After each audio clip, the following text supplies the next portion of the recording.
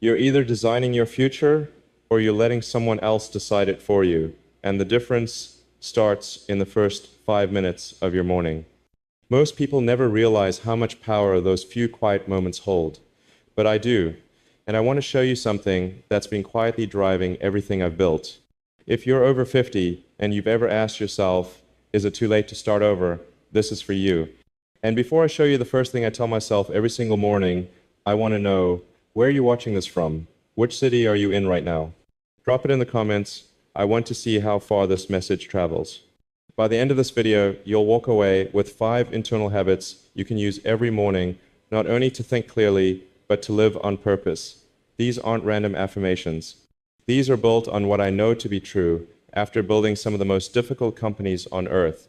And I'll save the most important one, the one that rewired how I think, for the very end. So stay with me.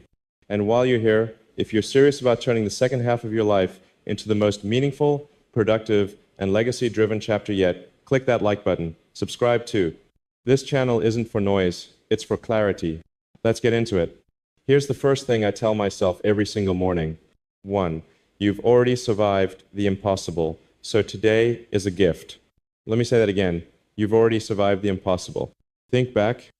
Everything you've overcome, the heartbreak, the failure, the health scares, the career setbacks, the fear, the loss, most people wouldn't have made it through what you've carried. But you did. You didn't break, you bent, and then you rebuilt. And so I remind myself, today is not guaranteed. Not to anyone. If you've woken up, if your feet are on the ground, then you're living on borrowed time, and borrowed time is sacred. Now, here's the question I want you to ask yourself tomorrow morning. What if this is my bonus round? What would you say? What would you do? Who would you forgive?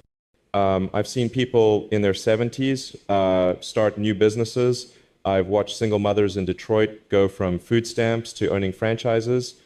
I've seen men and women in their 60s begin writing books, launching nonprofits, adopting children, climbing literal mountains.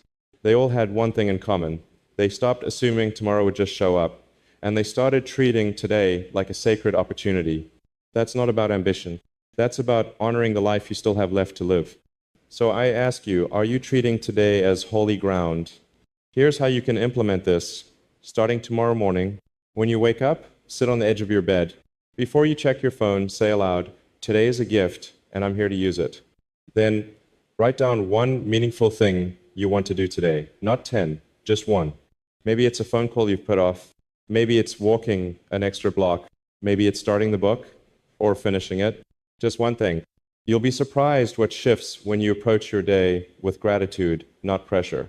Here's something I believe deeply. Gratitude isn't passive. It's an engine. It rewires the brain. It changes what you see.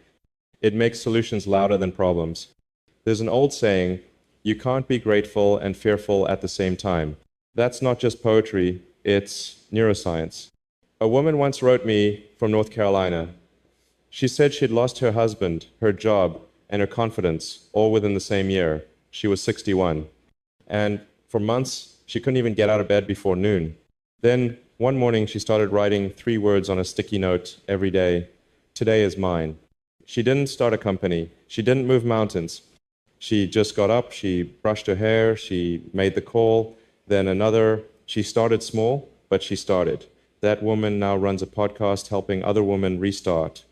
Why? Because she stopped believing the lie that her future was behind her. And if that story moved you, just wait until you hear the second thing I tell myself each morning. It's something most people never say to themselves, but it completely changes how you handle stress, failure, and fear of judgment. You'll want to write it down. And trust me, you don't want to miss it. But before then, I want to hear from you in the comments. What's one thing you've survived that proves you're stronger than most people realize? Write it below. Your story matters. Most people wake up with the weight of their past dragging behind them like a shadow.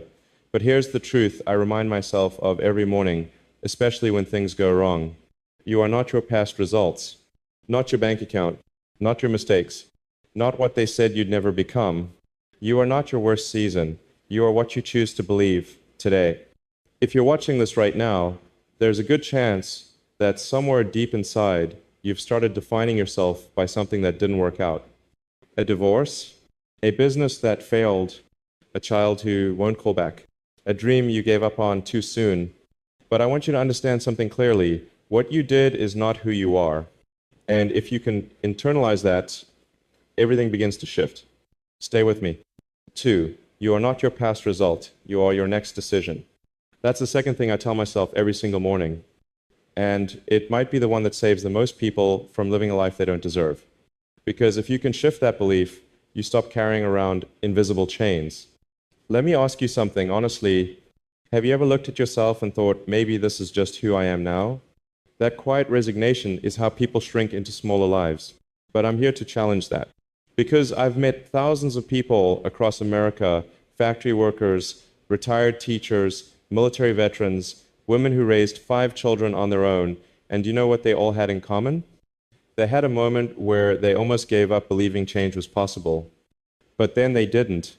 They made a new decision. That one decision rewrote their entire story. And if they can do that, you can too. There's a man in Phoenix, Arizona. He emailed one of my teams after watching an interview I gave about failure. He was 59. His business had collapsed during the pandemic. He lost almost everything: house, friends, confidence. He said he kept replaying one sentence in his head: I'm a failure. I failed my family. Until one morning, he stopped. He wrote himself a new sentence: I am not my collapse. I am my next choice. He got a job at a local mechanic shop, saved money, took night classes in accounting. Today he runs a small financial firm, helping other small businesses avoid the same mistakes he made. What changed? One thought, one identity shift, one new decision. Here's how you bring this into your own life. When you wake up tomorrow, ask yourself this: if I believed I was free from my past, what would I choose today? Then write down one answer. Maybe you'd forgive someone. Maybe you'd apply again. Maybe you'd speak up. Maybe you'd pray. Whatever it is, act on it before noon. Don't let the shadow of yesterday make you doubt the light of today. I believe God gives us mercy each morning. That's not just a line, it's scripture. Lamentations 3 verse 23 says, His mercies are new every morning, which means you get to begin again. Not because you earned it, but because you woke up, and that's permission enough. I want to hear something personal from you. What's one old belief you've been carrying, one that no longer serves you? Drop it in the comments. Let's name it so it loses its power. And if you see someone else's comment, encourage them, speak life into them. You may be the only voice of hope they read today. Now, the third thing I tell myself every morning, it has to do with time, not just how to use it, but how to stop wasting it in ways you didn't even know you were. This next one might quietly be stealing your entire future. And once you see it, you'll never look at your calendar the same again. We'll talk about it next. If you're still here right now, I just want to say something. You're already ahead of 90% of people because you're choosing to grow. Don't stop now. Subscribe if you haven't, and like this video if it stirred something in you. I used to think time management was about calendars, alarms, and to-do lists. But the real problem wasn't how I was managing time. It was what was quietly stealing it. And the truth is, it wasn't technology. It wasn't other people. It wasn't even work. The biggest time thief in most people's lives is undecided moments. You wake up with energy, you feel good. But by mid-morning, you're overwhelmed, tired, unmotivated, and you don't know why. It's because thousands of little decisions are eating away your day without permission. Should I do this now or later? Should I call them back today? Should I rest or push through? Do I really need to change anything? That mental tug of war, it's stealing your clarity, your peace, and your progress. But I found something that changes everything. The third thing I tell myself every morning: 3, decide in advance who you want to be today. Say that out loud with me. Decide in advance who I want to be today. When you don't decide your identity in the morning, the world will assign you one by noon. That's how people go from feeling hopeful to discouraged in a matter of hours. You're not lazy, you're just directionless. You're not unmotivated, you're just undecided. So when I wake up before the world tells me who I am, I tell myself first. I write down one sentence that defines my posture for the day. Today, I'm a builder. Today, I'm a calm presence in chaos. Today, I'm a finisher. Today, I honor my time. Simple, but it creates alignment. Suddenly, your decisions start flowing from identity, not impulse. Let's bring this into your life. Right now in the comments, who do you want to be today?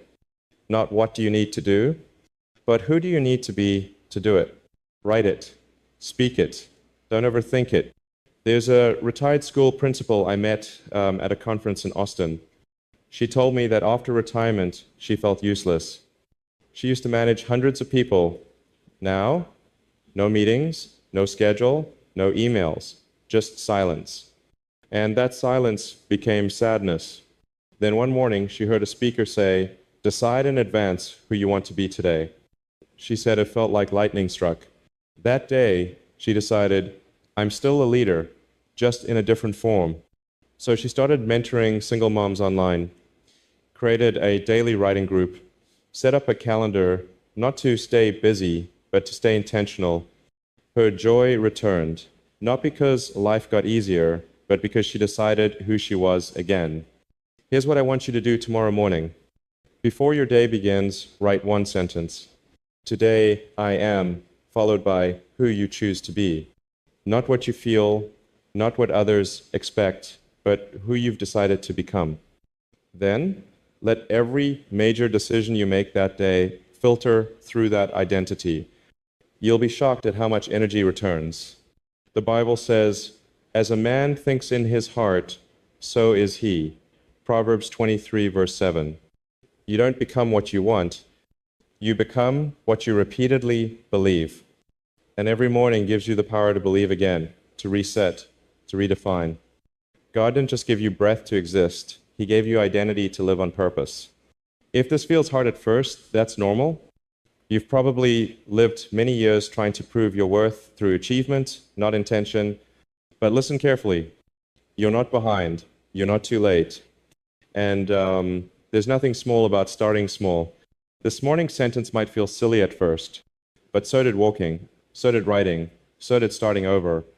The real danger is letting another year pass without deciding who you are. Now, the fourth thing I tell myself every morning, it's one of the most important. It holds all the others together. It's what I've used during my hardest days, and without it, none of the others matter. It's about inner permission, the kind no one else can give you but you. If you've ever struggled with guilt, overthinking, feeling like you're not enough, you need to hear what's coming next. If this resonated with you, don't just click away. Comment below with your sentence. Today I am, and if someone else's sentence moves you, tell them, encourage them. That small action creates community, and community creates momentum. If I only had 5 minutes left with you, this is exactly what I'd say. Not as a CEO, not as an engineer, but as a human being who understands the weight you're carrying and the quiet ache of, is this all there is? These last two things I tell myself every morning, they've saved me from burnout, from despair, and from living a life built on other people's expectations. This is the part you don't want to miss. Let's finish this together. So far, we've talked about 1, you've already survived the impossible. 2, you are not your past result. 3, decide in advance who you want to be today. But the fourth one, it cuts deeper than the rest, because this one either frees you or keeps you locked in an invisible prison. 4, you don't need permission to live a meaningful life.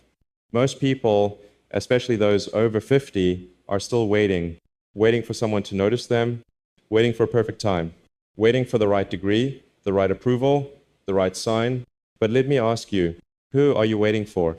Who told you your life had to be validated by someone else's timeline? I've seen this pattern in America so many times. Brilliant people, strong, experienced, full of wisdom, quietly shrinking themselves because they think they missed the window. But you didn't miss it. You were just taught to wait for doors that you were always meant to walk through yourself. There's a man in Ohio. He was a welder for 30 years, faithful husband, quiet, kept to himself. His dream? To be a sculptor. He kept telling himself, maybe when I retire, maybe when the kids are grown, maybe when I have more time. But you know what happened? He got diagnosed with early onset Parkinson's at 57. And suddenly, he stopped waiting. He began sculpting in the evenings, posted his first piece on X, then another, then another. Within a year, his sculptures were displayed in 2 local galleries. Why?